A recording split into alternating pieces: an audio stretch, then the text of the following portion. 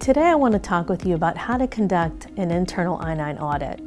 In an era of worksite immigration enforcement, it's always advisable to be proactive and not reactive when it comes to I-9 compliance. Statistics show ICE continues to conduct I-9 audits and raids at companies throughout the U.S. One proactive strategy for businesses is to conduct your own internal I-9 audit of your records to prepare for an ICE investigation.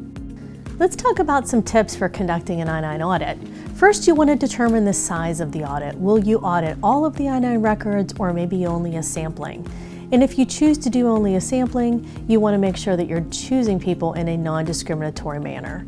You also want to notify your employees in advance that you'll be doing an internal I-9 audit. This can be done in something as informal as an email communication, letting them know that you may need to contact them with questions or additional information. And last but not least, make sure that the person or team conducting the audit are fully trained in advance. Next, let's talk about corrections. You need to make sure that you handle corrections on I-9 forms very carefully and follow what I'll call a designated correction method. My recommendation is that the person correcting on the I-9 form would simply list his or her initials, the current date, and maybe something like per audit beside each correction.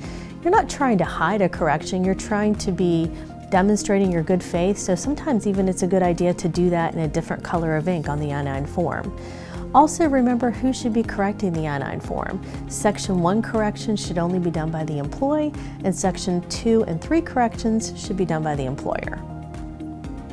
Some of the common errors that we see in conducting I-9 audits would be things like missing I-9 forms, boxes not being checked, missing signatures or dates, or just simply incomplete information, or maybe no copies of supporting documentation retained with the form.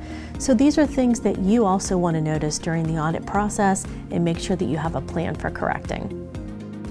Audit memos can be very helpful in the I-9 process as well. And an audit memo is nothing more than a short memo that's attached to the back of the I-9 form, which explains the reason for the correction and shows your good faith that you have tried to do the right thing in making this record compliant.